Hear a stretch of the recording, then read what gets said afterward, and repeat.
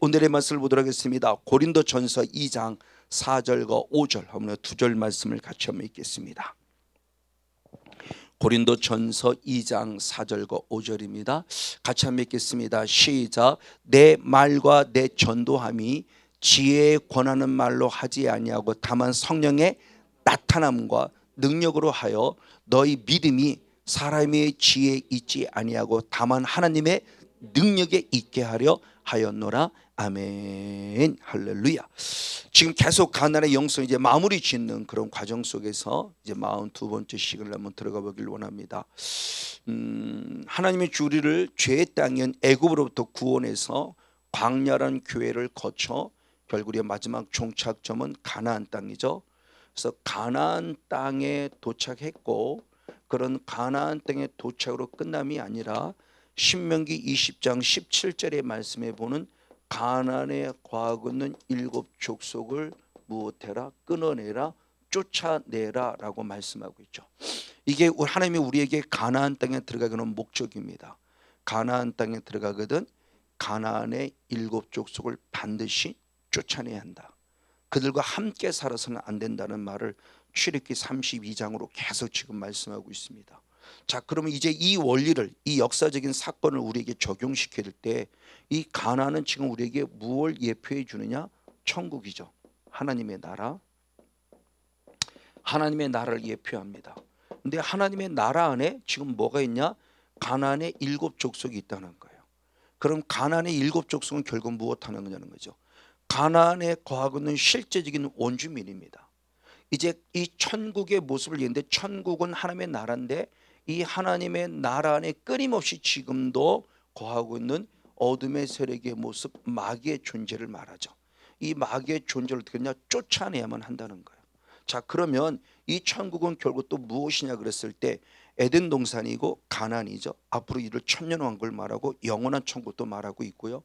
근데 주님께서 이 천국의 모습을 이제 누가복음 17장 21절 말씀에 보니 천국이 우리 안에, 하나님 안에, 우리 안에, 이 공동체 안에 있다고 말씀하고, 이걸 조금 더 구체적으로 말씀을 보니까 고린도전서 6장 19절 20절의 말씀에 예수의 피로 값주고 샀으니 너희들은 이제 성령님이 거하시는 성령의 전이다 라고 말해요. 그러니까 천국은 결국 어디 이루어지를 원하냐? 먼저 우리가 살아있을 때 우리의 몸과 마음 안에 천국이 이루어지를 원한다. 그 천국이 이루어지려면 결국 우리 안에 남아있는 영적 원주민인 가나안의 일곱 족속인 마귀를 결국 무엇해야 한다? 쫓아내야만 한다. 그래서 완벽한 천국이 이루어져서 이 땅에서 천국의 삶을 사는 자만이 진정한 영원한 천국에 들어갈 수 있다는 거죠. 여기서 지옥같이 살면은 천국 들어가기가 쉽지 않아요. 대표적으로 연예인들 가운데 그런 분들이 많이 계시죠. 너무너무 힘들으니까 결국 여기서 죽었어요. 자살한 거죠. 대부분 자살했어요. 근데 TV를 보면 꼭 성도 누구라고 써 있어요. 그럴 때마다 마음이 너무 아파요. 즉 그들은 이 땅에서 천국을 전혀 누리지 못했어요. 지옥 같은 삶을 산 거예요. 왜? 그 안에 결국 누가 자리 잡은 거냐?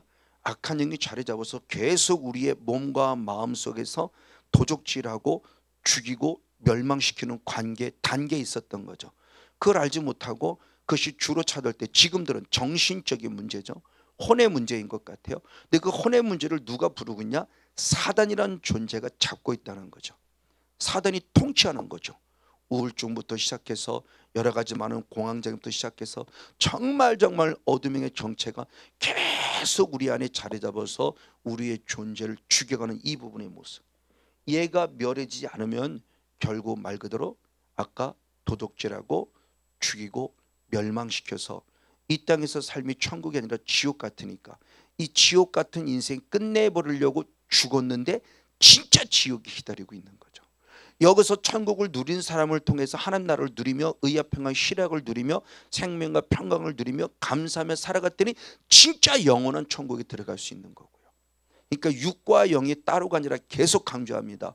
육과 영을 전례 분리해서 생각하지 마세요. 구원파와 같이 분리해서 생각하지 마세요. 아닙니다. 같이 가는 겁니다. 이 육은 영을 담는 거룩한 하나님이 만드신 그릇이에요. 그래서 흙은 흙으로 돌아가고 영은 영으로 하며 창조하신 돌아가는 거죠. 그러니까 절대 뗄래야 뗄 수 없는 관계예요. 그러니까 이런 모습 안에서 우리는 철저하게 바로 영적 원리를 적용시켜야 되는 거다. 맞습니다. 그래서 가나안의 역사가 성경에 기록된 이 역사죠. 실제적인 사건, 이 역사가 우리에게는 영적 원리를 알려주는구나라는 겁니다. 그래서 우리 안에 있는 이제 가나안의 일곱 족속, 그렇죠? 가장 먼저는 혈통이라는 합법적인 통로를 타고 온 어둠의 영, 우상숭배 영부터 비롯해서 우리 안에 아간, 그렇죠? 아이성을 허물어야 되는데 아이성을 허물지 못한 것은 우리 안에 아간이 숨어 있었기 때문임에 대한 부분을 역시 성경을 통해 살펴보았죠. 바로 이런 모습을 통해서 계속 우리는 영적 싸움을 싸워가야 돼요. 자, 그러면 가나안의 일곱 족속입니다. 가나안의 일곱 족속은 언제부터 이 가나안 땅에 거했냐는 거죠. 그것을 이제 영적 원리를 적용하면 사단의 역사가 언제부터 우리 안에 자리 잡아서 저와 여러분을 도적질하고 죽이고 멸망시켜가고 있는가? 영적 원주민들. 그래요? 영적 원주민들의 모습이 우리는 잘 아는 대로 혈통이라는 합법적인 통로, 누구의 범죄 이후? 아담의 범죄 이후 합법적인 통로를 타고 우리 안에 계속적으로 들어옵니다. 혈통이라는 관계를 통해서. 그래서 로마서 5장 12절을 통해서 성악설, 나는 원하지 않았지만 대단히 안타깝게 아담의 범죄 이후 그 더럽고 추한 죄성의 흔적이 계속 우리에 흘러와요. 근데 우리 조상들은 아담이 범한 죄보다 더 많은 죄를 계속 죄를 범하면서 그 역시 지금 우리에게 계속 흘러오고 있는 거예요. 그게 지금 흘러 우리에게까지 흘러왔어요. 특별히 우리 같은 경우는 우상숭배가 가장 강하죠. 어떤 나라들 간의 우상숭배, 특별히 우리나라에 적용시키면 무속이라는 우상숭배 가장 강하고요. 그리고 유교죠. 유교, 제사라고 하는 우상숭배, 그리고 불교라고 하는 우상숭배. 제 안에는 불교형이 자리 잡고 있었다고 그랬죠. 그 불교형이 결정적인 순간에 저의 목회를 방해해서 이게 실제였다는 거예요. 바로 이렇게 치고 드는 이 가나안의 일곱 족속이에요. 그럼 이것을 이제 우리 개인에게 적용시키면 혈통이라는 합법적인 통로도 있지만 우리 개인에게 적용시키면 어떠한 과정을 통해서 걔네들이 우리에게 들어오는가라고 하는 부분이에요. 그것을 지난주의 말씀에 귀신의 드러남이라고 하는 단계를 통해서 여러분의 구체적으로 말씀을 드렸어요.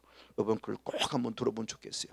오늘도 어떤 목사님이 이렇게 얘기를 해서 이런 부분 속에서 이렇습니다라고 저희 교회 유튜브에 올라온 것을 그분에게 보내드렸어요. 너무너무 정확하게 이제 성경을 이해하게 됐다고. 그렇죠? 이 부분의 모습을 정확하게 이해돼요. 저도 참 이게 이해하기 쉽지 않았던 부분이에요. 근데 이종수 목사님 집회를 들으면서 그분이 에코라는 단어를 사용하고 다이모니 조마라는 단어를 사용할 때 맞네? 몇 번 들었던 얘기인데 전혀 레마로 되지 않고 지식으로만 있다가 지난달에는 제 마음속에 확 와닿는 거 이게 갑자기. 그래 맞아. 이 부분의 모습을 구체로 살펴볼 때 원어로 살펴보니까 귀신은 단계가 우리 안에 자리 잡고 있는 드러나는 단계가 있다는 거죠. 자, 이 부분의 모습을 그냥 신약 성경은 뭐냐? 귀신이 들렸다 이렇게 표현해요. 귀신 들림. 귀신 들림이라고 표현하니까 어떤 상황이든 다 똑같은 의미로는 생각해. 왜? 우리 말은 다 귀신 들림으로 해석이 되니까요. 근데 성경을 통해서 히브리적 사고, 히브리인들의 유대인들의 사고에 의한 성경에 기록된 귀신 들림의 단계는 그렇지 않더라는 거죠. 그러면 가장 먼저 사단이라는 존재가 우리 안에 어떻게 드러나는 걸 때니 생각을 통해 들어온다고 그랬죠. 생각을 통해서. 이건 생각이 영이라는 생각이기 때문에 성령님이나 귀신이나 똑같아요. 똑같이 생각이라는 과정을 통해서 들어와요. 대표적으로 요한복음 13장 2절 말씀에 마귀가 누구에게? 가롯 유다에게 무엇을? 예수를 무엇했다? 팔 무엇을 집어넣었다? 생각. 그러니까 사단이라는 존재가 처음부터 우리에게 공격해 들어올 때는 처음부터 우리 들어오는 게 아니라는 거예요. 그럼 무엇을 통해서? 생각. 만약 여자분들 같은 경우에 그렇죠. 시어머니의 시자도, 시집살이의 시자도 싫어서 시편을 싫어한다고 그러잖아요. 시금치를 싫어하듯이 시편을 싫어하는데 왜? 시자가 들어갔다고. 그러니까 시자 그러면 아주 그냥 알레르기 반응을 일으키는 거예요. 그것처럼 어떤 생각을 통해서 마귀가 예수를 팔 생각을 이미 집어넣었어요. 그러니까 생각을 통해서입니다. 그럼 성령 똑같아요. 생각이에요. 생각. 우리들에게 생각을 통해서, 그렇죠? 기도할 생각. 이건 우리 성경적으로 단어하면 성령의 감동, 그렇죠? 기도할 성령의 감동. 누구에게 전하고 싶은 갑자기 성령의 감동. 오늘도 갑자기 전도하고 싶은 성령의 감동. 오늘 갑자기 목사를 모시고 예배 드리고 싶어하는 성령의 감동. 이렇게 생각을 통해서 일한다는 겁니다. 사단의 역사 마찬가지고요. 그리고 생각을 통해 이럴 때 생각을 빼앗겨요. 만약 시어머니가 밉다, 그래 미워 죽겠어 이렇게 생각을 딱 뺏겼어요. 싫어 이렇게 되면 괜찮은데 생각을 뺏기면 놀라워요. 요한복음 13장 27절 말씀에 마귀가 가룟 유다 안에 무엇했다? 들어갔다라고 표현해요. 들어갔어요. 생각일 때는 아직 들어온 게 아닙니다. 근데 그 생각을 꿀떡 삼켜버렸더니 들어왔어요. 이게 원어로 말하면 에이셀코마이라는 원어예요. 그러니까 어둠형이 우리 안에 드러나면서 자리 잡는 단계를 지금 말하는 겁니다. 처음에는 생각을 통해서 일한 사단의 역사가 드디어 우리 안에 들어왔어요. 가룟 유다 안에 들어왔어요. 들어온 순간부터 결국 뭐를 보냐? 죄를 범하죠. 예수님 말합니다. 봤습니다. 마귀가 들어가는 거. 네가 할 일을 속히 하라. 그리고 예수를 파는 기회를 줘요. 이게 결국 죄를 범하는 거예요. 그때에 들어온 거예요. 자, 이 들어왔다가 에이셀 코마예요. 이 에이셀 코마의 단계를 들어왔다. 그 다음에 우리 안에, 그렇죠? 자, 이 들어와서 우리 안에 거하고 있는 상태입니다. 이게 안에라고 할 때 N이라고는 헬라어입니다. 그리고 그 다음 단계로 거하고 있다가 차원을 들어서 내 안에 자리 잡았다. 자, 들어왔어요. 그리고 거하고 있어요. 시간이 지남에 따라 자리를 잡아요. 쉽게 얘기하면 내 안에 들어왔어요. 그러니까 들어오지 않는 것부터 차단하면 가장 좋은데 들어왔어요. 그럼 빨리 내쫓으면 돼요. 여러분 안에 쥐새끼가 들어왔어요. 집안에. 그럼 어떻게 할 거예요? 빨리 내쫓아야죠. 바퀴벌레가 들어왔어요. 빨리 쫓아내야죠. 그렇죠? 잡아 죽여야 돼요. 근데 모르고요. 바퀴벌레가 들어온 걸 몰라요. 그러면 걔는 어느 순간 침침하면서 습한 곳에 자리 잡아서 계속 새끼를 치면서 확산돼 가는 거죠. 그러면서 자리를 잡아요. 들어왔다가 안에 거하고 있다가 주인이 안 쫓아내니까 합법적으로 이 주인은 나를 모르고 있네. 그러면서 자리 잡고 확산되고 들어 자리를 잡아요. 이게 에코라고 그랬죠. 에코의 상태예요. 에코의 상태에서 더 시간이 지나. 근데 이 모든 것들을 다 성경은 귀신이 들렸다라고 표현하고 있고 우리 성경은 해석이 귀신 들렸다. 이것도 에코도 귀신 들렸다고 그래요. 자, 들어왔다도 귀신이 들렸다고 표현하고요. 에코도 엔도 귀신이 들렸다. 이것도 귀신이 들렸다. 그러니까 우리는 귀신 들렸다면 심각하게 생각하는 거죠. 이게 우리 단어의 해석의 아쉬움이에요. 그냥 원어 그대로 귀신이 들어왔다. 귀신이 거하고 있다. 귀신이 우리 안에 있다. 귀신이 자리 잡았다. 이렇게 표현하면 우리가 조금 더 이해하기 쉬울 텐데 그것이 아니라 계속 똑같이 우리나라 성경은 다 이래도 귀신 들렸다 저래도 귀신 들렸다니까 우리가 심각하게 생각하는데 사실은 심각한 상태가 아니라는 거예요. 그리 심각한. 근데 그 다음이 문제입니다. 여기까지는 그렇게 심각한 상태가 아니에요. 결국 이게 큰 영향력을 입히지 못해요. 왜? 얘도 은밀하게 자리 잡고 있는 상태니까 숨어있는 상태와 똑같아요. 근데 그 다음에가 뭐냐? 이것이 말 그대로 이제 실제로 우리 삶의 영향을 입혀서 드러나는 겁니다. 그게 물질의 문제든 그게 또는 질병의 문제든 그게 관계의 문제든 그게 생각의 문제든 뭔가 드러나요. 드러날 때 그걸 다이모니코마이라고 합니다. 자, 귀신이란 단어를 다이몬이라고 그러는데 다이몬이 실제로 일하고 있는 상태를 말할 때 다이모니코만이라고 그래요. 다이모니코만이 저 코마이 바로 이런 단계의 모습이니까 총 4단계로 우리에게 드러나고 있어요. 그러면서 다이모니코마이라는 단어가 실제로 신약 성경에는 정확하게 원어로 쓴 것은 13번밖에 없어요. 나머지는 다 N의 상태와 에코의 상태예요. 우리는 귀신 들렸다고 해석했지만 N의 상태와 에코의 상태지 귀신이 드러난 어떤 현상이 나타나고 있는 다이모니코마의 상태는 그리 많지 않아요. 대표적으로 말씀합니다. 가장 큰 다이모니코마이로 나타난 상태가 우리가 잘 알고 있는 거라사인의 광인입니다. 우리 흔히 말로 하면은 미친 거죠. 거라사인의 광인, 미친 상태예요. 이 상태가 다이모니 조마이라고 말합니다. 근데 다이모니 조마이라고 말하는 이 상태인 거라사인의 광인이 마태복음과 마가복음과 누가복음인 공관복음을 통해 얘기할 때 이 네 가지를 다 말했어요. 그러니까 다이모니 조마이만 말하고 있는 것이 아니라 이 마태복음, 마가복음, 누가복음, 공관복음을 통해서 서로 병행 구절이 이 네 단계를 다 말했다는 거예요. 그러니까 마지막의 단계는 다이모니 조마이라는 단계인데 거기 가기까지는 어느 순간 들어왔고 어느 순간 안에 거하고 있고 어느 순간 자리 잡았고 어느 순간 그것이 현상으로 나타나 미친 사람이 돼버린 거예요. 이것이 중요한 교훈을 주는 겁니다. 제가 지난주에 말씀을 자세히 강조했어요. 여러분 유튜브 들어가서 지난주 설교 말씀을 들으면 자세히 알 수 있을 것 같아요. 자, 그랬을 때 대표적으로 자 누가복음 8장 한번 30절 말씀을 봅니다. 거라사인의 광인에 나타나는 단어를 복음서는 어떻게 말했는가? 시작 한번 읽겠습니다. 시작. 예수께서 내 이름이 무엇이냐 물으신즉 가로되 군대라 하니 이는 많은 귀신이 무엇했다? 들렸어요. 많은 군대라고 말했더니 이름이 네 귀신 이름이 뭐야? 근데 군대야. 그럼 군대는 뭐냐? 많은 누가 귀신이 무엇했다? 들렸다 그래요. 근데 들렸다는 원어가 아까 얘기했던 에이셀코마예요. 들어갔다는 거. 그러니까 많은 귀신이 지금 이 한 사람에게 들어간 거예요. 쉽게 말하면 한 마리의 귀신이 들어간 것이 아니라 그 수는 알 수 없지만 많은 귀신이 이 광인에게 한꺼번에 쑥 들어온 거예요.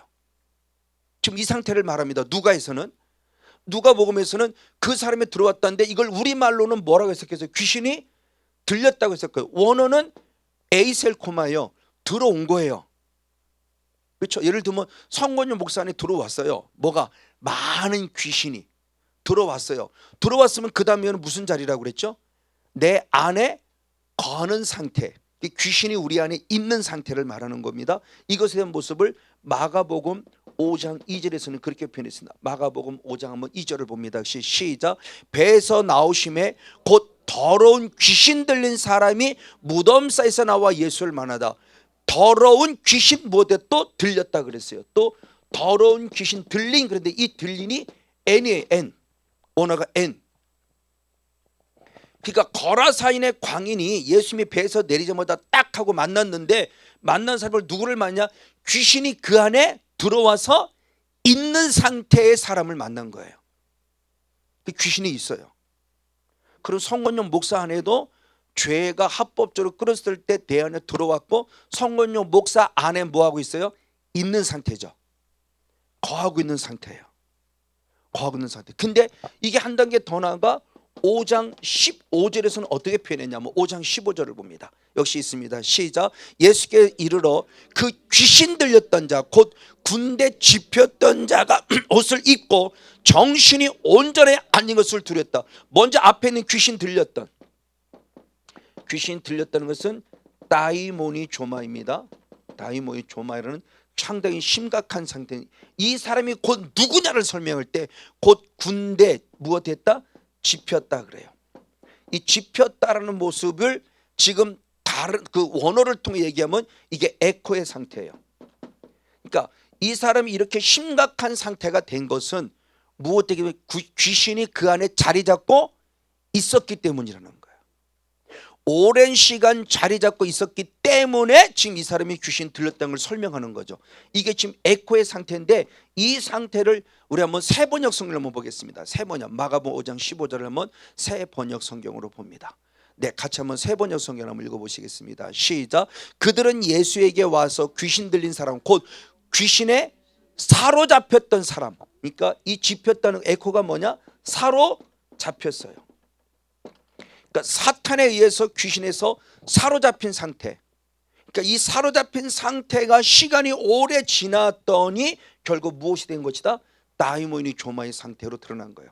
모든 사람이 무서워할 정도로, 모든 사람이 그 사람을 감당할 수 없을 정도로까지 된 상태를 말하는 거예요.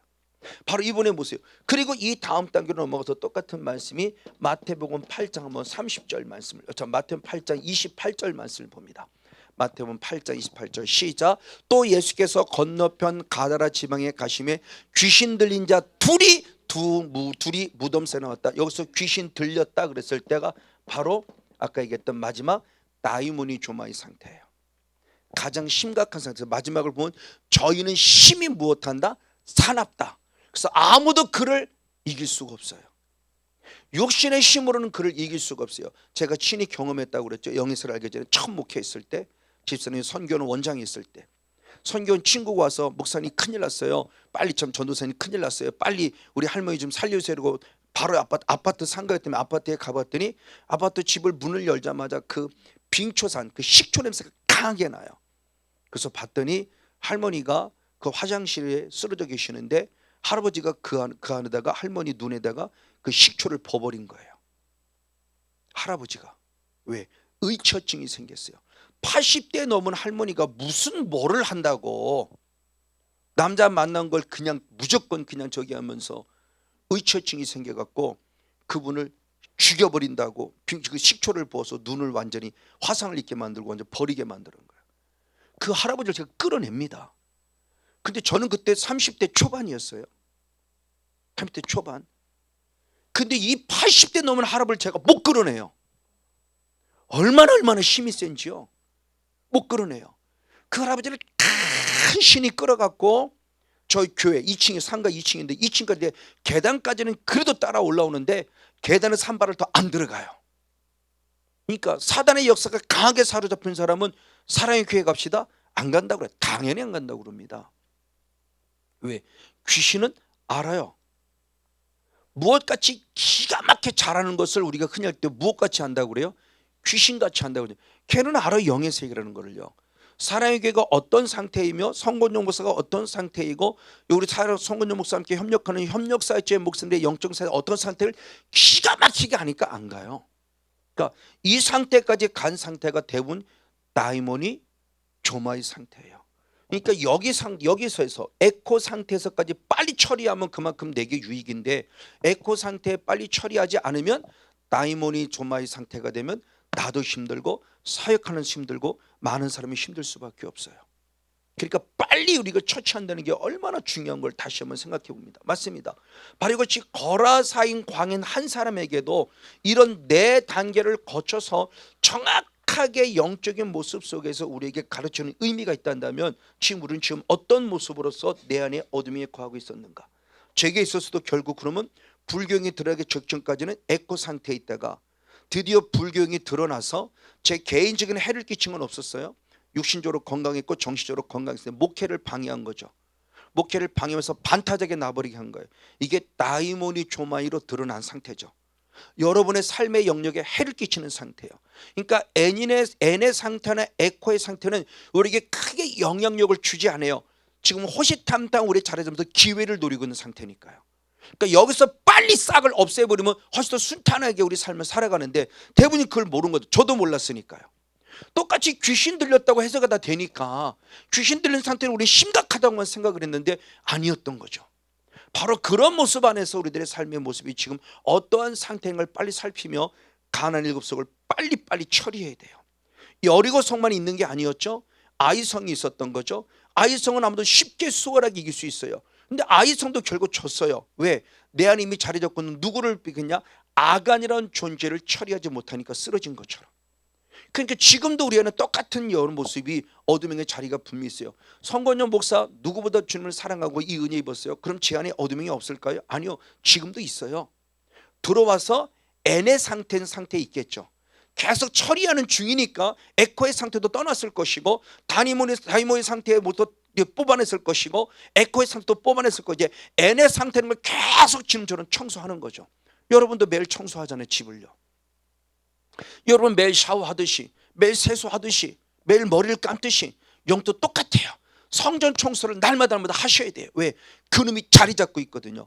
청소를 안 하면 들어왔다가 N의 상태 에코의 상태가 되고 에코의 상태에서 다이모니 조마의 상태가 되면 그만큼 나는 해로움을 당하는 거예요. 그 전에 처리를 해야 된다는 겁니다. 이런 영적 원리에 대한 부분의 모습을 이미 지난주에 충분히 말씀을 살펴봤고, 그걸 좀 더 구체로 듣기를 원하시는 분은 지난주 말씀을 통해서 좀 더 말씀을 잘 확인했으면 좋겠어요. 맞아요. 이런 과정을 야고보 사도는 야고보서 1장 15절의 말씀에 죄의 드러남의 단계를 분명히 얘기했죠. 욕심이 무엇했다? 잉태했다. 잉태한 즉 뭐를 낳았다? 죄를 낳았다. 죄를 낳았더니 죄가 무엇하더라? 장성하더라. 그랬더니 결국 무엇이 되었다? 사망이 됐어요. 욕심이, 죄가 우리 안에서 무엇하온다? 잉태하고 있어요. 그리고 죄가 우리 안에서 무엇해요? 자라요. 죄도 우리 안에서 자라고 있다고요. 죄가 우리에게 씨로 들어온 거죠. 씨로 들어와서 우리 안에 잉태하고 있어요. 우리 몰라요. 아무도요. 자라고 있어요. 계속 자라요. 이것이 자라서 N에서 에코에서 다이모의 조마의 상태까지 자라면 그만큼 하나님이 때가 늦은 거예요. 집사람이 이미 암이 걸렸습니다만 암의 상태가 그렇다는 겁니다. 3cm 이상 자라면 이걸 3기라고 그래요. 3기 이상. 그때는 이미 거의가 때가 늦었다는 거죠. 근데 1cm가 되기까지는 짧게는 6년 7년 길게는 10년까지도 본대요. 근데 아무도 인지하지 못하죠. 1년이란 1cm 자리까지는 오랜 세월이 걸린다는 것도 본인이 몰라요. 근데 1cm에서 2cm 되기까지는 보통 3, 4개월, 짧은 2, 3개월이고 보통 늦으면 3, 4개월에 1cm, 2cm로 확 자란대요. 갑자기. 그리고 이 2cm, 3cm 자라기까지는 1개월 정도밖에 안 걸린대요. 그러니까 이미 3cm로 자람을 느꼈다는 것은 이미 늦었다는 게 바로 그거예요. 어두면 우리는 자리 잡아요. 인지하지 못해요. N의 상태, 에코의 상태는. 들어온 상태도 인지하지 못해요. 사탄이 왜 들어왔다고 누가 용납할 거예요? 아무도 용납하고 싶지 않아요. 내 안에 자리 잡고 있다? 용납하고 싶지 않아요. 내 안에 이미 나 안에 자리를 확실히 잡아서 거주하고 있다? 나를 사로잡고 있다? 아무도 인지하지 않아요. 근데 뭔가 느껴요. 자꾸 나도 모르게 자꾸 내가 뭔가 악해져 가요. 생각이 자꾸 악해져 가요. 이건 이 에코의 상태일 수 있어요. 그리고 어느 순간 내 삶의 영역에 해를 끼쳐요. 이건 다이모니 조마의 상태라는 거죠. 이걸 빨리 인지하고 지혜롭게 생각을 하는 거예요. 그래서 N의 상태와 에코 상태까지는 우리의 혼이라는 감정, 흔히 말하는 정신만 차려도 이길 수 있다는 게 바로 그거인 것 같아요. 조금만 정상적인 정신을 갖고 정신만 차려도 이겨요. 근데 그때를 놓치면 이제는 다이모니 조마의 상태들에 가면 철저한 100% 성령의 충만함으로만 이길 수 있는 거예요. 그러니까 조금 더 우리가 생각을 달리하면 생각으로도 이겨갈 수 있어요. 생각으로도 얼마든지.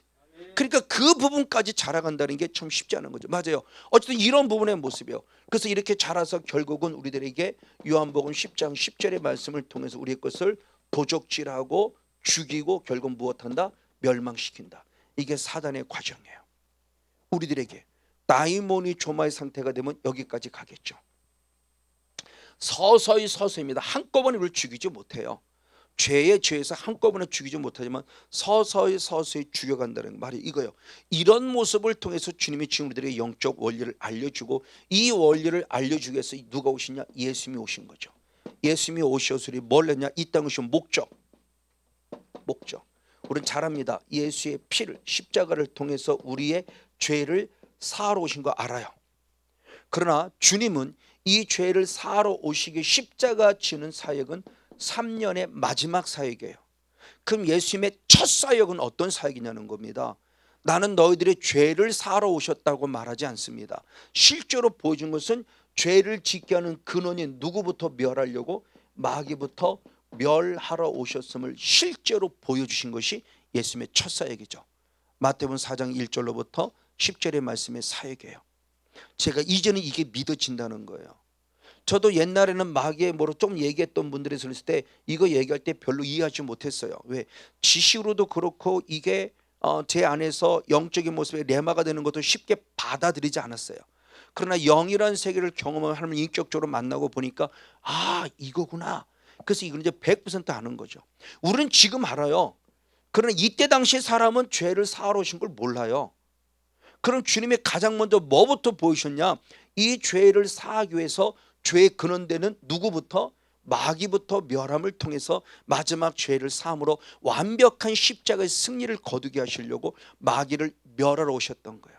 그래서 요한일서 3장 8절의 말씀에 내가 이 땅에 온 것은 죄를 짓는 자는 마귀에게 속하나니 하나님의 아들이 이 땅에 온 것은 마귀의 일을 멸하러 오셨다라고 하면서 이 일을 위해서 오셨음을 친히 사역을 통해서 증명해 준 거예요. 자, 그러면 이 마귀를 멸하려면 이제는 뭐냐? 마태복음 12장 28절에 보면 오직 성령을 힘입어 그랬어요. 성령을 힘입어 누구를 쫓아낸다? 귀신을 쫓아낸다. 왜 쫓아낸다? 하나님의 나라를 위하여서. 병 고치려고 귀신 쫓아내는 거 아니고요. 하나님의 나라.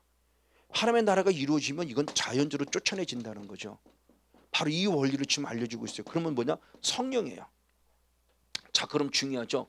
이 성령님으로 말미암아 우리가 반드시 바로 귀신을 쫓아내야 되는데, 그럼 성령님이 우리에게 나타나는 단계는 어떠냐는 거죠. 성령님이 드러나니까 귀신이라는 영의 세계가 우리가 드러나는 것도 단계가 있는 것처럼 성령님을 통해서 우리에게 나타나는 것도 역시 마찬가지라는 거예요. 우리가 성령에 대한 부분의 모습을 사도행전 1장 8절로 유난히 많이 강조 들었어요. 저도 역시 들었고요. 그러니까 성령님과 한꺼번에 뭔가 확 이렇게 나타나서 막 은사로 나타나면 뭐 이렇게 되는 건 줄 알았는데, 역시 성령이라는 영도 똑같았던 거예요. 한꺼번에 뭐가 확 드러나는 게 아니라 서서히 조금씩이었던 거예요. 그걸 알지 못했죠. 그러니까 너무 조급했던 거예요. 아니요, 시간이 걸리고 공간이 거쳐 시간이 있고 어떤 기간이 있고 계속적으로 사단도 우리 안에 1년, 10년, 20년, 30년 오랫동안 자리 잡는 것처럼 성도 역시 우리 안에서 계속적으로 기름 부어진 은혜 속에서 오랜 시간을 통해서 우리 안에 완전히 거하시는 충만한 상태까지 이르를 때 결국 성령이 일하시는 단계가 된다는 것을 성경 역시 알려주고 있다고 하는 겁니다. 맞습니다. 바로 그런 모습 가운데 대표적인 모습입니다. 대표적인 모습이 뭐냐? 성령님을 받는 영적 원리 가운데 대표적인 게 사도행전 2장 38절이죠. 많이 강조하죠. 제가 성령 받는 영적 원리를 6가지로 말씀을 많이 전했어요. 근데 그 가운데 가장 핵심입니다. 가장 근본의 핵심이 뭐냐? 바로 무엇이냐? 무엇하라? 회개하라. 그러면 무엇을 받고? 죄 사함을 얻는다. 그럴 때 하나님이 선물을 주시니 뭐를 선물로 주신다? 성령님을 선물로 주신다. 이 회개예요. 그러니까 신앙 안에 가장 기초가 회개예요. 그러니까 믿음을 가지고 있다는 신앙 안에 가장 기초가 회개예요. 그래서 마가복음 1장 15절 같은 경우는 하나님의 나라가 가까웠다. 가까웠으니 회개하고 복음을 무엇하라? 그 다음에 믿음. 그러니까 믿음이 있지만 하시는 영적 순서를 본다면 믿음 안에 뭐가 앞서야 돼요? 진정은 회개가. 그러니까 참 믿음은 결국 회개를 통해서 이루어지는 거죠. 교회를 나와서 주님을 믿습니다라고 말하는 은혜는 입었지만 아직은 진정한 믿음 안에 선 상태가 아니었던 거죠. 그럼 뭐냐? 회개를 통해서 진정한 죄인임을 깨달을 때 십자가의 은혜가 와닿으니 정말 예수님은 나를 죽으신 것을 믿고 나를 위해 살아난 것을 믿는 믿음이죠. 그 믿음이 되기까지는 첫째는 회개예요. 맞습니다. 그런데 이 회개가 결국은 성령을 선물로 주는데 이걸 구약성이 이미 말씀해 주고 있어요.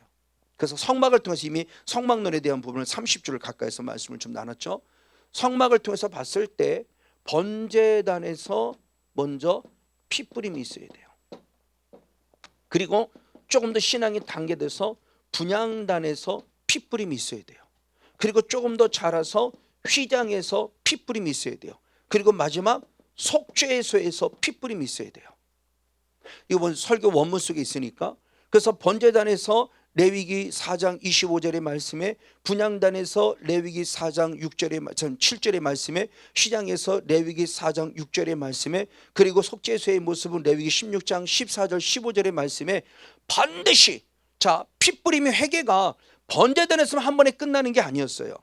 번제단에서 피를 뿌렸으면 죄사함 받고 성령을 선물로 받은 다음에 조금 더 신앙의 성장해서 성소에 들어가서 분향단에서 또 피를 뿌림으로 회개함으로 다시 죄사함 받고 또 성령을 또 선물로 받아야 되고, 조금 더 자라 휘장 앞에 가서 또 피를 뿌려 회개함으로 죄사함 받고 또 성령을 받아야 되고, 그 다음에 또 들어가 속죄에서 또 피를 뿌려서 죄사함 받고 성령을 선물로 받아야 돼요. 그러니까 회개가 한 번의 모습이 아니라 지속적으로 계속적으로 통해서 계속 성령 받기를 원했던 모습이죠. 한 번이 아니었던 거예요. 그러니까 우리 신앙이 자라는 겁니다. 마당들의 신앙으로 번제단에서, 성소의 신앙으로 분향단에서, 한 단계 들어 휘장의 신앙에, 그리고 마지막 지성소에 이런 속죄소 앞에서 계속 우리는 피 뿌리고 또 회개하고, 저도 부족하지만 지금도 계속 회개하는 게 바로 그거예요. 왜? 회개의 제사함 받을 뿐만 아니라 반드시 선물이 성령을 선물로 받을 수 있으니까요. 왜? 그래야 성령으로 계속 채워지는 영성이 되죠. 어제 엑스가 됐어? 아니요. 오늘 또 죄 졌잖아요. 죄를 지었다는 것은 결국 내 안에 누가 합법적으로 들어온 기회예요?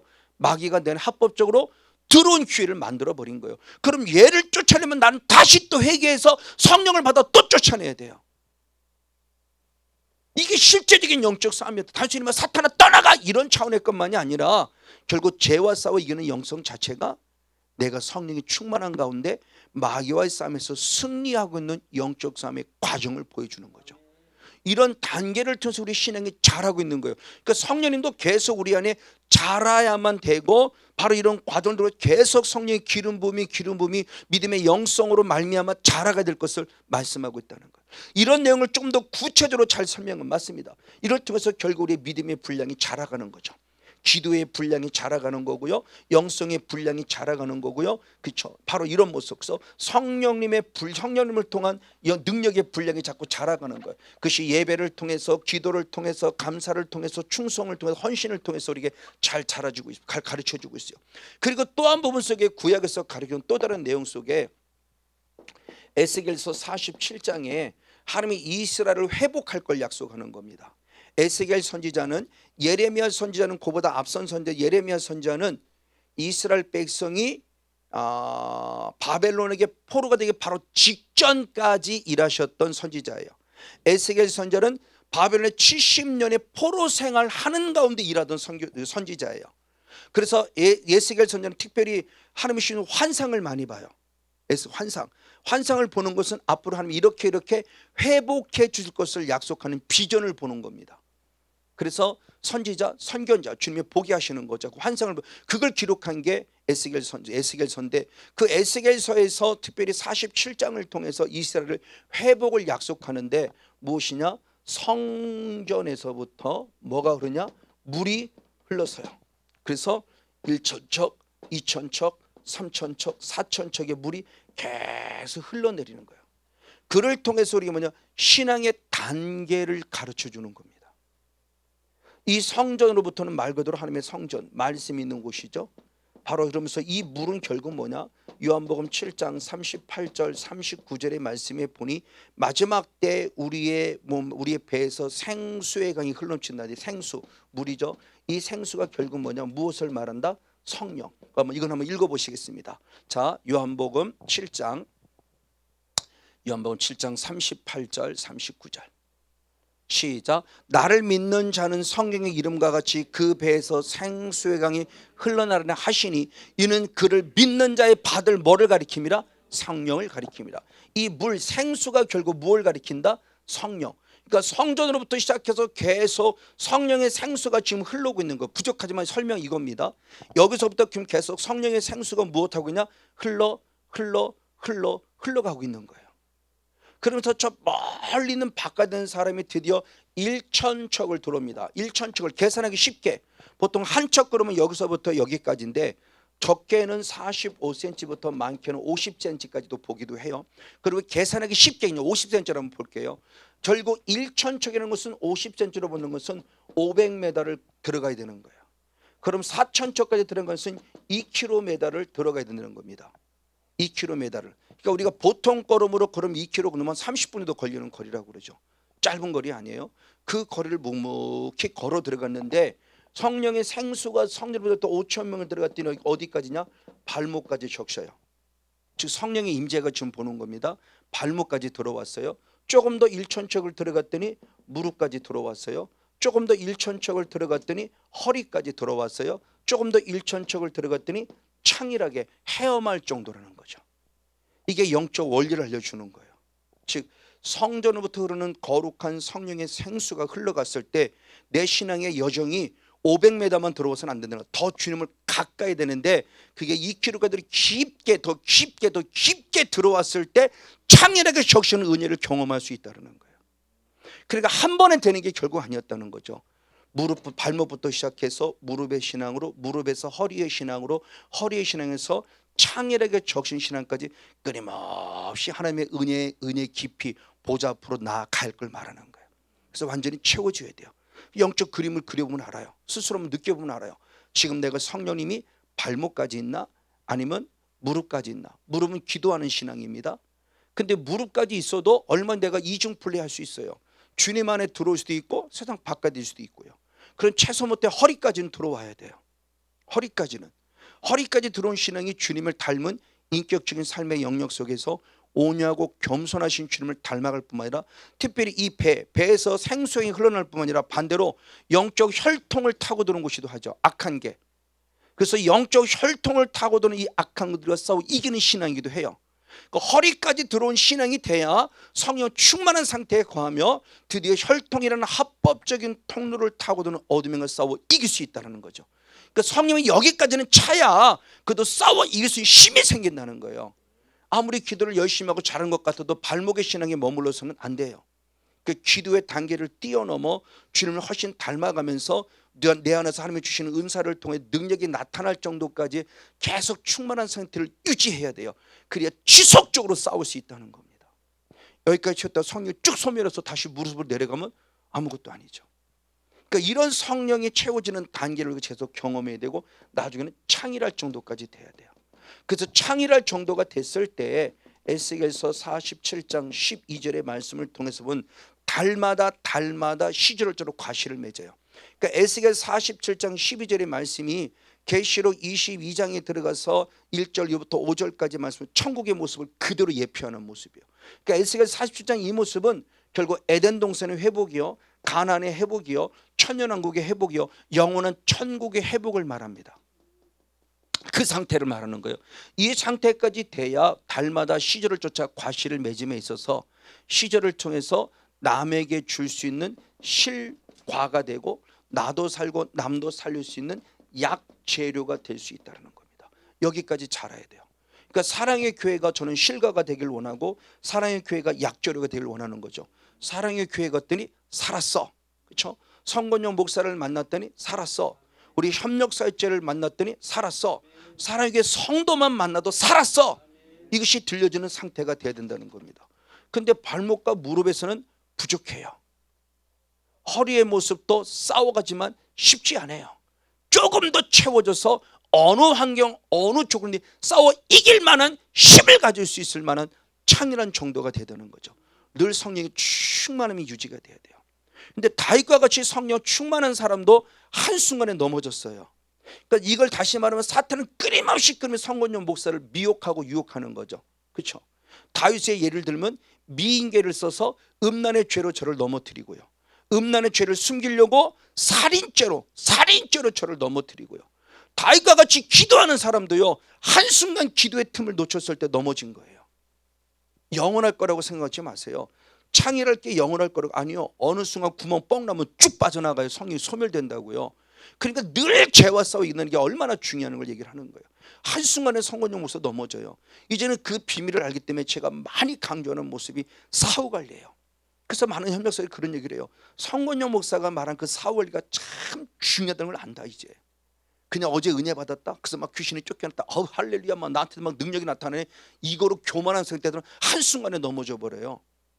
목회자만 그럴 성도도요. 은혜 받았으면 은혜 받은 사후관리 말씀과 기도에 전무하는 영성하지 않으면 어느 순간 또 넘어져요. 그러니까 이 영성을 유지한다는 게 쉬운 게 결코 아니라는 걸 다시 하는, 더구나 이런 원리들을 알아가면서 이게 참 중요하구나, 채워져야 되지만 다시 성령이 소멸되지 않도록 성령의 나로부터 떠나지 않도록 지키는 게 참 중요하구나, 이걸 다시 한번 깨닫는 것도 맞습니다. 자, 이런 모습을 통해서 보여준 예수님이 그 실체를 보여줬습니다. 신약으로 들어와서. 그럼 구약으로만 끝남이 아니라 이것이 신약으로 예수님이 실체를 보여줬죠. 맞아요. 예수님은 결국 누구냐는 겁니다. 우리는 잘 알아요. 그리스도예요. 예수님이 이 땅에 그리스도로 오셨어요. 그래서 예수님이 누구냐 그럴 때 주는 그리스도시요 살아계신 하나님의 아들 그랬을 때 예수는 누구냐? 그리스도예요. 그리스도는 결국 뭐냐? 기름 부음 받은 자예요. 기름 부음 받았다는 것을 구약이나 신약성을 보면 결국 이분은 누구냐? 성령 받은 자가 그리스도라는 거죠. 그럼 중요해요. 이 예수님께서 그리스도로서, 그럼 예수님은 그리스도 어떻게 성령을 받았냐는 거죠. 자, 예수님이 그리스도의 기름 부은 성령이 똑같아요. 예수님도 처음에 누가복음 1장 35절의 말씀에 잉태하는 순간부터 성령으로 잉태하셨어요. 남녀가 사랑해서 잉태된 부분이 아니라는 겁니다. 그리스도이신 실제적인 성령님으로 말미암아 그 기름 부음과 능력이 덮을 때 잉태되었으니 예수님이 잉태하는 순간부터 성령의 기름 부음 속에 있었다는 거죠. 그래서 영적으로 이미 태어난 순간부터 성령을 잉태하셨고 30년 만에 예수님이 공생의 사역을 들어가죠. 그래서 누가복음 3장 21절 말씀에도 세령에게 세례를 받을 때 이미 21절 22절의 말씀에 누가 임했다? 성령이 임하셨다고. 한번 이거 한번 읽어보시겠습니다. 누가복음 3장 22절 시작. 성령이 형체로 비둘기같이 그 위에 강림하시더니 아멘. 하늘로서 소리가 나기를 너는 내 사랑하는 아들이라 내가 널 기뻐하노라 하시느라 하며 아멘. 그러니까 잉태할 때 성령으로 시작한 그리스도이신 예수님이 공생의 사역을 시작할 때 세례요한에게 세례 받는 순간부터 다시 성령이 임하셨어요. 강림하셨어요. 실제로 임하신 겁니다. 임하셔서 놀라운 역사일 때 내가 너는 내 사랑하는 아들이요 기뻐하는 아들이라고 인정해 주셨어요. 즉 성령의 임재 안에 있을 때 주님이 나를 자녀로 인정해 준다는 거죠. 놀라운 축복이에요. 맞아요. 그리고 나아가서 누가복음 4장 1절의 말씀이에요. 자, 누가복음 3장 21절에서 누가복음 4장 1절과의 사이가 얼마나 되는지는 모르지만 성경은 분명히 말합니다. 자, 누가복음 4장 1절 한번 읽어봅니다. 시작. 예수께서 성령의 충만함을 입어 요단강에서 돌아오사 아멘. 광야에서 40일 동안 성령에게 이끌리셨다 할렐루야. 전 두 단계가 나옵니다. 자, 요단강에서 세례요한에게 세례 받을 때 성령이 임하셨는데 요단강에 돌아올 때에 이미 예수님은 성령이 무엇하셨다? 충만하셨어요. 그러니까 이 시간적인 차이는 얼마나 나는지 모르지만 누가복음 3장 22절에서 누가복음 4장 1절의 차이의 시간적인 공간은 얼마인지 모르지만 예수는 한순간에 성령의 임하심으로만 끝남이 아니라 성령이 무엇하셨다? 충만하셨다. 지금 우리들이 중요한 영적 원리를 해줍니다. 성령이 충만하려면 계속적으로 성령이 무엇하셔야 돼요? 임하셔야 돼요. 오늘 임하시고 내일 또 임하시고 한순간 임하실 때 조금 있다 또 임하시고 조금 전 임하시니 지금도 임하시고 계속. 그래서 시편 기자는 이 부분에서 신선한 성령의 기름 부음 받으라고 그랬어요. 어제 성령 받고 오늘 일하려고 하지 말고 오늘 성령 받고 오늘 일해야 돼요. 지금 성령 받고 지금 일해야 돼요. 어제 성령 받고 오늘 일하려고 하지 마시라는 겁니다. 왜? 그만큼 나는 죄 속에 빠지는 순간 그 성령이 계속 내 안에 계신 것이 아니라 나로부터 이미 소멸되고 있을지도 모르기 때문에 그러니까 계속적으로 성령 받아야 되는 거예요. 맞아요. 바로 그런 모습에 성령 충만하신데 조금 더 나아가 성령의 뭘 받았다? 이끌림. 그렇죠? 이게 하나님의 나라가 이루어진 자의 삶의 열매예요. 충만한 상태를 뛰어넘어 이끌리게 돼 통치를 받는 상태입니다. 부족하지만 제가 이제 조금 이 은혜를 잊고 있어요. 성령 충만한 상태를 뛰어넘어서 성령이 제 안에 거하셔서 저를 이끌어 가시는 거예요. 그래서 제가 깨닫는 게 있었다고 그랬죠. 아, 이전에 깨닫는 게 뭐냐? 물 흐르듯이 흘러라. 내가 뭐를 하겠다고 나 이거 할 겁니다 도와주세요 이런 차원의 것이 아니라 그냥 환경과 조건이 만들어지면 그 환경 조건에 감사하면서 그 시간에 최선을 다하고 감사하라. 하나님이 그 길을 분명히 열어가신다는 거죠. 모세가 탔던 갈대 상자처럼 노아가 탔던 그런 귀한 구원의 방주처럼 노아의 방주처럼 그냥 물릇이 흘러가야 돼요. 때로는 쉽지 않은 시간이 있을 거예요. 유라굴로 강풍이 불기도 하고요. 그런 고난의 시간이 분명히 있기도 하고요. 근데 이런 시간들 속에서 하나님의 뜻을 찾는 거죠. 아, 하나님이 이걸 원하셨구나. 아, 주님의 뜻이 이거였구나. 발견됐을 때 결국은 어느 순간 아라랏산에 도착하기도 하고 어느 순간 누구 공주의 손에 붙잡히기도 하고 우리로서는 상상할 수 없는 하나님의 합력의 손을 길을 이루어 가신다는 겁니다. 그걸 이제는 깨닫는 거예요. 그러니까 이제는 막 뭐를 하려고 내 욕망과 욕심 부려서 하지 않아요. 주님의 하계신을 경험해 봐요.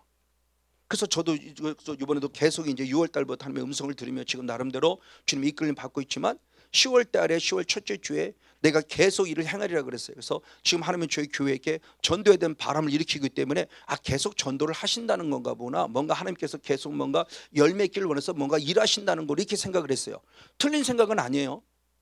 하나님의 주신 것도 더 정확하게 그 뜻이 무엇인지 여쭤보지 않았기 때문에 계속 일한다고 해서 그런 상태인가 보다 생각했는데 그런 상태도 보여줬지만 또 다른 상황도 보여줌을 아, 하나님이 이것만 이런 또 이런 부분도 일하고 있다는 것을 계속 지금 증명해 보여주고 있는 거예요.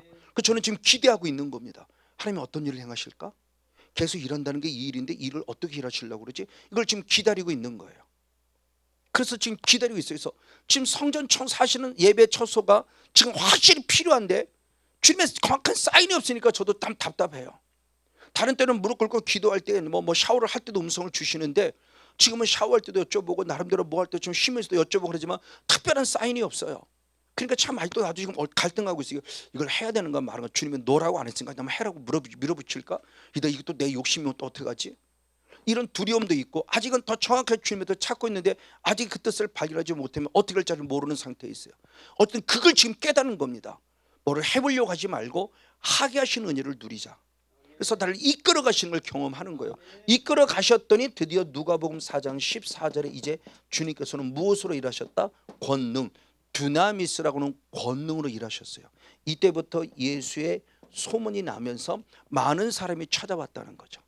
그럼 예수님도 한순간에 성령으로 일하신 것이 아니라 잉태하는 순간부터 공생의 사이에 성령의 임재, 성령의 충만, 성령의 이끌림, 성령의 권능까지 받고 일하셨다는 거죠. 지금 우리에게 주는 영적 교훈이 뭘까요? 그 성령이 한순간에 임하는 게 아니라는 거예요. 자, 이런 대표적인 모습을 보여주는 게 사도행전 1장 8절입니다. 우리 너무나 잘 아는 말씀이죠. 성령이 너에게 무엇하면 임하시면 너희가 무엇을 받는다? 권능을 받는다. 그럴 때 예루살렘과 온 유대와 사마리아와 땅 끝까지로 내 누가 될 수 있다? 증인이 된다는 거죠. 이게 말씀하는 바가 무엇일까?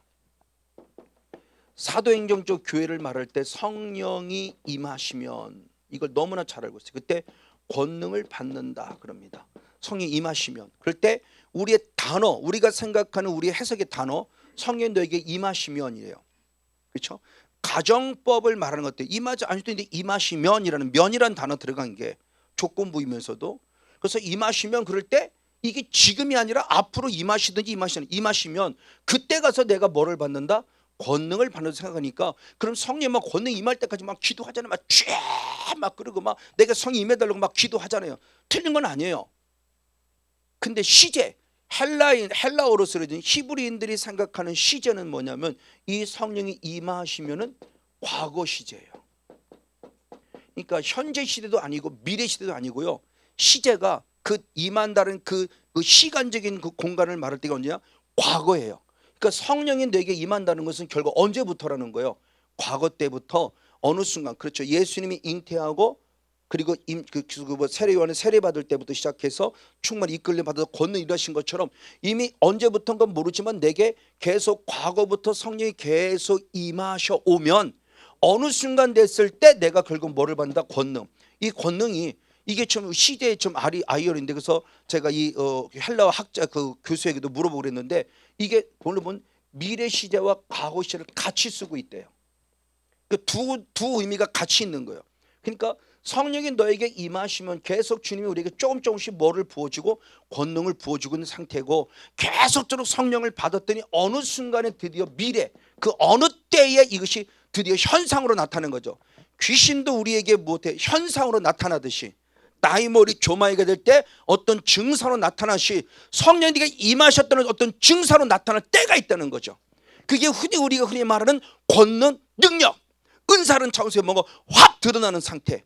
어떤 사람은 방언도 하기도 하고 어떤 사람은 예언도 하기도 하고 어떤 사람은 환상을 보기도 하고 어떤 사람은 귀신 쫓아내기도 하고 이런 하나님의 주시는 은사가 내 안에서 확 드러날 때가 있는 그 권능, 그 권능의 때가 있다고 하는 것을 알려주는 거예요. 그게 언제부터다? 이미 과거로부터 계속 누가 임함으로 말미암아 성령님이 임함으로 말미암아 어느 순간에 결국 권능이 나타나는 거예요. 그러니까 이게 어느 한순간에 되는 게 아니었다는 거죠. 근데 저는 우리들은 대부분이 어느 한순간에 되는 것처럼. 그러니까 뭐냐? 철저히 회개를 통해서 지금 계속 성령님을 받아와야만 어느 거룩한 하나님의 때가 됐을 때 그게 드디어 드러나는구나. 귀신도 처음부터 드러나는 건 아니었죠. N의 상태와 에코의 상태의 때가 나이머리 조마의 상태로 드러나는 때가 있는 것처럼 성령님도 계속 임하시고 계속 임하시고 계속 임하셨을 때 내 때가 아니라 하나님의 때에 결국 드러나시는 거예요. 그게 오늘 읽었던 고린도서 2장 4절의 말씀에 성령의 나타남과 능력이 되는 거죠. 나타나시는 거예요. 성령이. 맞습니다. 이런 단계를 본다 한다면 역시 어린아이 단계부터가 마찬가지죠. 그 성령이 임했을 때 발목같이 문에만 임했을 때 어린아이 신앙의 단계에 있을 때 어떤 상태가 되느냐. 자, 로마서 8장 한번 15절 말씀 보시겠습니다. 로마서 8장 15절 상태를 한번 같이 한번 보겠습니다. 네. 로마서 8장 15절 한 절 말씀을 같이 한번 읽겠습니다. 같이 한번 읽습니다. 시작. 너희는 다시 무서워하는 종의 영을 받지 아니하였고 양자의 영을 받았으므로 아바 아버지라 부르짖느라. 아멘. 드디어 성령이 임했을 때 가장 시초입니다. 가장 시초는 하나님을 누구라고 부른다? 아바 아버지라고 부른다. 누구라고 부른다? 하나님을 아바 아버지. 또 한 부분 속에 고린도전서 바로 12장 3절의 말씀에 보는 성령이 내게 임하시면 예수를 결국 누구라고 할 수 있다? 주라 할 수 있다. 그러니까 성령이 내게 임하셨을 때 발목의 신앙일 수 있지만 가장 중요한 핵심입니다. 가장 중요한 핵심은 예수를 주라고 부르는 은혜가 있고 하나님을 나의 아바 아버지라 부르는 은혜가 있어요. 이건 어린아이죠. 그렇죠. 엄마 뱃속에서 응애하고 태어났어요. 어느 순간 때가 되니까 엄마 엄마 하고 아빠 아빠 하는 것처럼 드디어 하나님을 나의 아버지로 믿게 되고 예수님을 나의 구원주로 믿게 되는, 주인으로 인정하는 때가 오는 신앙의 고백이 있게 해요. 이게 바로 성령이 내게 임하시는 거예요. 이런 임하심이 있을 때 그럼 반대로 주님은 또 어떻게 이러시냐? 로마서 8장 한번 16절의 말씀을 봅니다. 로마서 8장 16절 시작. 성령이 친히 우리 영으로 더불어 우리가 하나님의 자녀인 것을 무엇한다? 증거해줘. 하나님을 아바 아버지로 부르는 은혜가 됐을 때 성령이 친히 우리들을 하나님의 자녀임을 무엇해 준다? 증거해 주세요. 그렇죠? 그 성령이 내 안에 계시다는 게 얼마나 중요하냐는 거예요. 비록 어린아이시는 반드시 빨리 거쳐야 될 과정이지만 이 과정을 무시할 수가 없는 거예요. 그래서 저와 여러분이 하나님을 아바 아버지라 부르고 그리고 예수님을 나의 구원주로 인정하고 시인하는 이는 이 은혜는 이미 내 안에 누가 계신 증거다? 성령님. 비록 충만하지 아니한다 할지라도 이것만으로도 감사한 거예요. 하나님의 자녀가 되는 가장 근본이라는 어린아이 단계를 걸어가고 있으니까요. 그럴 때 그분도 나를 그래 고맙다 송목사 너는 내 거야. 너는 내 거야 라고 인정해 주신다는 거죠. 증거해 주신다는 건 맞아요. 이런 단계로까지 자랄 것을 말하고 있는 거예요. 자, 그럼 여기서 머무르면 안 된다. 그 다음 때로 나가는데 로마서 8장 한번 14절의 말씀을 보겠습니다. 한 단계 뛰어넘어서 청년의 신앙과 같은 신앙으로 로마서 8장 14절 시작. 무릇 하나님의 영으로 인도함을 받는 그들은 곧 하나님의 아들이다. 성령으로 결국 무엇을 받는 자? 인도. 아까 예수도 받죠. 성령의 무엇을 받았어요? 이끌림. 그러니까 지금 이스라엘 백성들이 구름 기둥과 불 기둥으로 따라가는 신앙이 돼요. 아니야 못 가요. 이건 어린아이 신앙이죠. 그래도 주님 비록 힘들지라도 가겠습니다. 그 길이 십자가의 길에도 가겠습니다. 그 길이 어떤 길에도 가겠습니다. 예수님 광야로 갔습니까? 나도 광야로 가겠습니다. 아니요 광야 말고 등 따스고 배부른 게 이게 아니고 광야로 가려면 가겠습니다. 이 신앙까지 되져야 주님의 인도를 받는 신앙이라는 거예요. 등 따스고 배부른 길만 가는 게 아니에요. 제가 이번에 협력사역자를 통해서 얘기했을 때 제 자신이 13년 동안 경험한 바에 대해 고난을 받으라는 제목이었어요. 자, 여러분들이 많이 말씀하죠. 하나님의 아브라함을 구원했잖아요. 그렇죠? 그래서 가나안 땅에 이르게 했잖아요. 근데 가나안 땅에 이르렀는데 막상 가나안에 이르렀더니 기근이 기다리고 있어요. 가라고 해서 갔는데 순종한 거잖아요. 불순종한 게 아니잖아요. 불순종해서 기근을 당하면 그럴 수 있어요. 근데 왜 순종했는데 기근이 기다리냐고요. 이걸 어떻게 이해를 해야 될 것인가. 참 고민거리였어요. 그리고 이스라엘 백성을 구원하셨잖아요. 애굽에서. 그래서 구름기둥 불기둥 인도해 주셨잖아요. 그래서 드디어 홍해를 건넜고 광야교회까지 들어왔잖아요. 사랑의 교회까지 들어왔잖아요. 근데 왜 내 앞에는 왜 쓴물이 기다릴까? 이걸 어떻게 이해해야 될까? 이걸 어떻게 이해해야 될까요? 요셉의 모습은 누구보다 하나님이신 거룩한 비전을 주셨잖아요.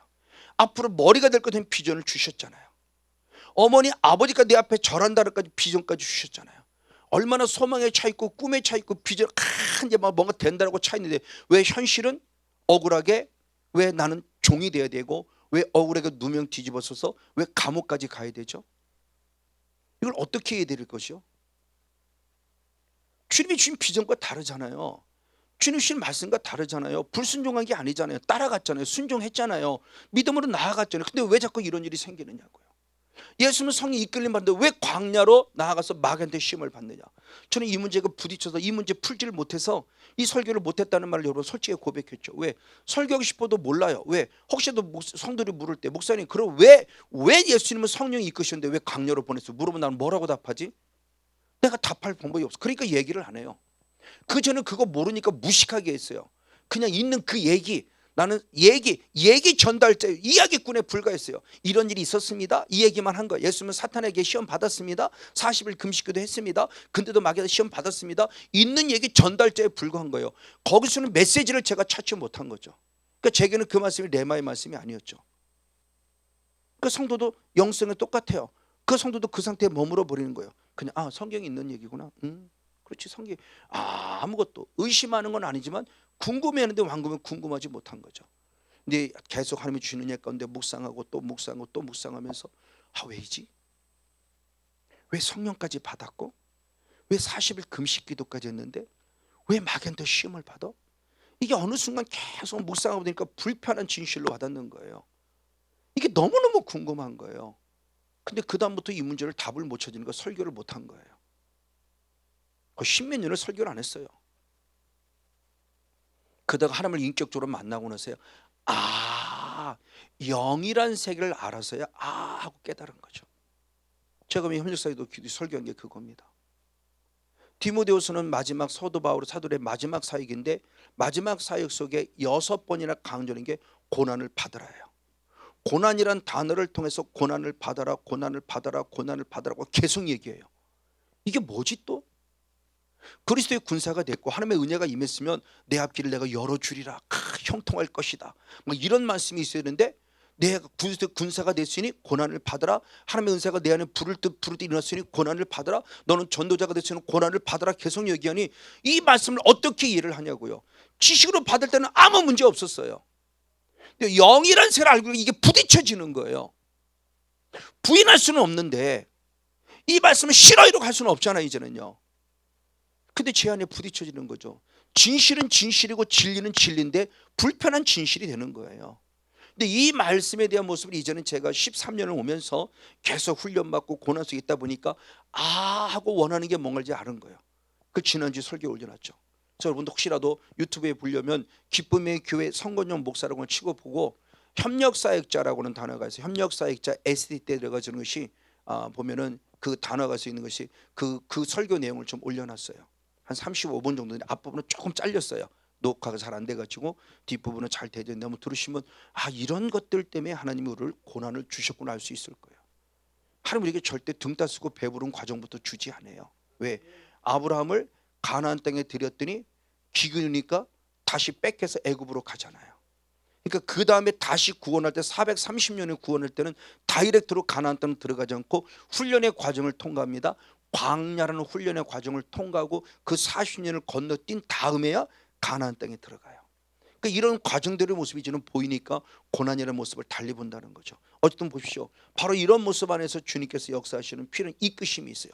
자, 그럼 이렇게 이끌어갔을 때 이끌어가는 과정 속에서 청년의 신앙도 우리들에게 원하는 신앙의 단계가 있어요. 그 신앙의 단계가 뭐냐? 우리 한 말씀을 몇 가지 한번 살펴봅니다. 가장 먼저 말씀을 봤을 때 한번 고린도서 12장 4절과 7절의 말씀을 봅니다. 시작, 같이 한번 읽습니다. 시작. 은사는 여러 가지나 성령은 같고 아멘. 각 사람에게 성령의 나타남을 주시면 유익하게 합니다. 즉 성령의 무엇함을 주신다? 나타남. 이 성령의 나타남을 주기 위해서 주신 하나님의 선물이 있으니 그게 뭐다? 은사. 은사가 선물이란 뜻이죠. 하나님이 우리들에게 저와 여러분에게 선물 주셨어요. 그러니까 이 단계를 뛰어넘는 하나님의 자녀로 인정받았더니 하나님의 때가 되는 성령의 나타남을 주신데 은사라는 선물을 주셨어요. 그럼 그 은사라는 선물을 통해서 무엇을 하기를 원하느냐? 에베소 3장 4절 5절. 에베소 3장 4절 5절 시작. 내가 이것을 읽으면 그리스도의 비밀을 내가 깨달은 것을 너희가 알 수 있으리라. 이제 그의 거룩한 사도들과 선자들에게 성령으로 나타나신 것 같이 다른 세대에서는 사람의 아들에게 알려하게 하지 않았다. 자, 중요합니다. 너희들은 나를 보면 안다. 뭐를 아느냐? 내가 그리스도의 비밀을 알고 있다는 걸 너희가 안다. 그러니 그리스도의 비밀은 누구에게 주는 것이냐? 예수님께서 말씀하신 거룩한 사도들과 선지자, 이미 우리에게 구약시대부터 선지자들과 더불어 사도들에게 성령의 나타나심을 통해서 알게 한 것이며 반대로 육신에 있는 사람의 아들은 절대 그것을 알 수 없다. 그러니까 예수를 안다는 게 그냥 믿음 갖고는 알 수 있는 게 아니라는 거죠. 성령의 은사가 값없이 내게 부어져서 거룩한 때가 됐을 때 그리스도라는 비밀을 얻는 나타남의 은혜를 받는 거예요. 그러니까 예수를 인격적으로 만나고 안다는 것은 대단한 단계예요. 어린아이 신앙의 단계를 뛰어넘어야 돼요. 그러니까 땡깡 부리는 신앙의 단계를 뛰어넘어서 그분과의 통치, 그분과의 만남, 그분과의 인격적인 관계가 회복되는 신앙까지 자라야 그리스도라는 비밀을 아는 단계다. 부족하자면 이제 그리스도의 비밀을 아니까 정말 저는 예수 없이는 살 수 없다는 고백이 감이 나오고요, 생명 바치겠다는 고백이 감이 나오는 거예요. 그래서 그리스도의 바울의 고백과 같이 이제 나는 죽어도 죽는다는 신실한 신앙의 고백이 나오는 거예요. 이제는 그게 두렵지 않다라는 거예요. 아니 빨리 주님의 나라 갔으면 좋겠다는 고백이 감이 나오는 이유가 여기서예요. 그리스도의 비밀을 정확하게 알으니까요. 예수가 누구를 정확하게 알고요, 영의 세가 정확하게 알고요, 영의 통치가 무엇인지 알고요, 하나님의 말씀의 진리가 뭔지 알아가니까 이제는 이런 부분 속에 두려움이 있지 않다라는 거죠. 그러니까 바울의 영성을 저도 조금 닮아가는 겁니다. 사람의 아들에게는 절대 이게 알려지지 않아요. 왜? 그들은 성령의 나타남이 없으니까. 그러니까 우리는 빨리 영의 사람이 돼야 돼요. 또 육의 사람에 머물러서는 그리스도를 알 수 없어요. 그러니까 빨리 영적인 사람이 돼야 돼요. 영적인 사람이 되는 것은 로마서 8장 6절의 말씀에 영을 쫓는 자는 영예를 생각하나니 그랬어요. 내가 늘 삶 속에서 늘 성령과 통치를 받는 성령에 집중되어 있고 성령을 쫓아고자 할 때 영의 생각을 통해 주님을 알 수 있다는 거죠. 한순간도 육의 생각에 빠져버리면 주님을 알래야 알 수가 없어요. 맞아요. 이런 단계를 한 단계 더 나갈 때 고린도전서 2장 4절 5절 오늘의 말씀 본문이죠. 같이 한번 읽습니다. 시작. 내 말과 내 전도함이 지혜의 권하는 말로 하지 아니하고 다만 성령의 나타나는 것 능력으로 전도했다는 것, 설교하고 전도했다는 것. 그러면서 이것이 나에게만 아니요 너희 믿음이 사람의 지혜에 있지 아니하고 다만 하나님의 능력이 있음을 알게 합니다. 그 말씀을 보고 듣고 배우는 우리들에게도 그 하나님의 능력을 통한 진정한 믿음만이 나를 살린다는 것을 알려주는 거예요. 그러니까 여러분의 믿음도 단순히 예수를 그냥 부의 이름을 부르는 이 차원을 빨리 뛰어넘어서 확실히 그리스도라는 비밀 안에 설 수 있는 영적까지 다 이게 최소 못해 청년의 신앙까지다. 이 청년의 신앙이 될 때 드디어 저와 여러분이 뭐냐 영적 싸움을 싸우는 승리자가 될 수 있다는 거예요. 요한에서 2장 14절을 역시 봅니다. 요한에서 2장 14절 시작. 마지막 해보고 청년들아부터 보겠습니다. 시작. 청년들아 내가 너에게 쓴 것은 너희가 강하고 하나님 말씀이 너희 속에 거하시고 너희가 흉악한 자를 할렐루야 아멘. 청년의 신앙이 돼야 강하고 담대하고 하나님 말씀이 내 안에 확실히 거하고 있기 때문에 흉악한 자 즉 마귀와 싸워 이길 수 있다라는 거예요. 이게 청년의 신앙이에요. 맞아요. 바로 이 신앙으로 자라가는 모습입니다. 맞습니다. 이렇게 자라가는 모습이 될 때 우리가 드디어 뭐냐 영적인 선한 싸움을 싸우는 자죠. 그래서 디모데전서 4장 참 디모데후서 4장 7절의 말씀을 보면 선한 싸움을 싸우고 나의 달려가기를 마치고 믿음을 지킬 수 있었다고 그러죠. 그리고 마지막에 더 중요한 게 마가복음 16장 17절의 말씀에 믿는 자들에게는 이런 뭐가 따른다? 표적. 그러니까 믿는 자에게 따른 이 표적은 어린아이 신앙의 상태가 아니라 최소 못해 청년의 신앙까지 이르는 사람이에요. 그 사람들이 결국 누구를 쫓아낸다? 귀신을 쫓아내고 그 다음에 무엇한다? 새 방언을 말한다. 그리고 혹시라도 내가 뱀에게 물렸다 한다 할지라도 결국 내가 독을 마신다 한다 할지라도 해를 입지 않는 상태가 된다는 거예요. 이게 청년의 신앙의 상태예요. 바로 이 상태예요. 그러니까 믿는 자에 따른 표적은 믿음은 믿음인데 어린아이 상태의 믿음으로서는 불가능해요. 계속 그만큼 최소 못되게 허리까지는 채워주는 성령 충만함을 유지할 수 있어야 된다는 거죠. 맞아요. 그리고 마지막으로 한 단계 더 나아가 그러므로 말미암아 고린도서 4장 24절의 말씀에서는 20절의 말씀에서는 하나님의 나라는 무엇에 있지 아니하고 말에 있지 않고 결국 뭐에 있다? 능력. 이게 두나미스. 이게 사도 1장 8절의 말든 두나미스. 성령 너에게 임하시면 너희가 권능을 받을 때 최소 못해 청년의 신앙 이상의 상태를 말하는 상태예요. 맞습니다. 그리고 여기에 머무르 만들 드디어 아비의 신앙까지 자라야 돼요. 그러면 아비의 신앙은 결국 뭐냐? 그리스도를 닮는 겁니다. 그리스도의 형상의 회복, 원초적 본질의 회복이에요. 창세기 1장 2절에 하나님의 형상을 따라 지음받은 영성의 회복이에요. 그래서 로마서 8장 29절의 말씀에 주님이 나를 미리 아신 가운데 나를 구원하기로 예정하신 이유는 무엇이다? 그리스도의 본향을 닮게 하기 위함이다. 그리스도의 형상을 닮게 하기 위함이다. 그러니까 결국 목적지는 어디냐? 그리스도의 형상을 닮아야 돼요. 이 상태까지 이것을 말하고 있는 거예요.